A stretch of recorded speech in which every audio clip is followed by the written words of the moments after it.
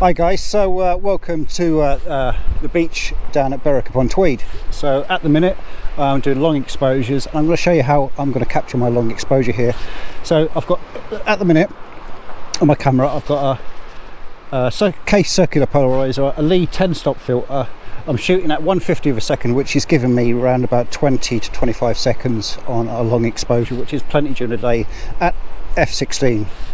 The reason why I'm at f/16, it compensates for the light metering in the camera during the sunny daytime hours. So we'll see how those images turn out. And what I'm going to do, I'm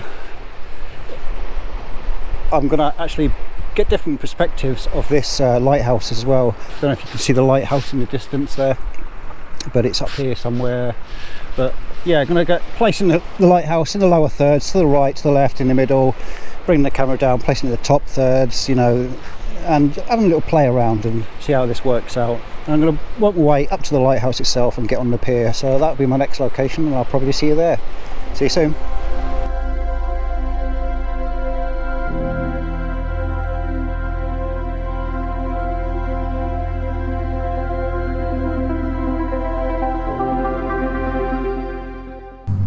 Hi guys, so I'm just sat on the pier at Berwick Upon Tweed, and fantastic dramatic skies behind the lighthouse at the minute, making the lighthouse pop. And so I'm on a long exposure. I dropped down to f9, ISO 100. I've got a 10 stop filter on and a medium grad for the sky, a 0.9 for the sky. But yeah, these are turning out pretty fantastic. Nice leading line of the pier, and yeah, they're turning out really good. So I'm going to push now to round behind me over here on the shoreline again and get some motion shots, long exposures of the breakwater pier, as they're known as, and with the lighthouse in the background. But I'm going to stay to sunset and see how these turn out. But yeah, really good, and quite an epic location really. So see you on the other side.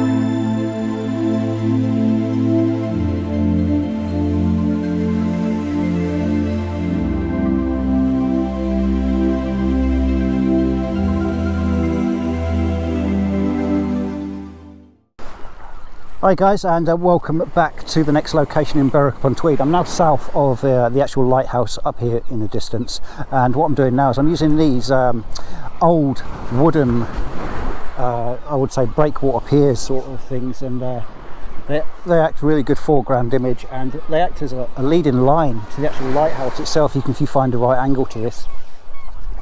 But what I'm shooting on here is f11, I'm at 24mm, ISO 100.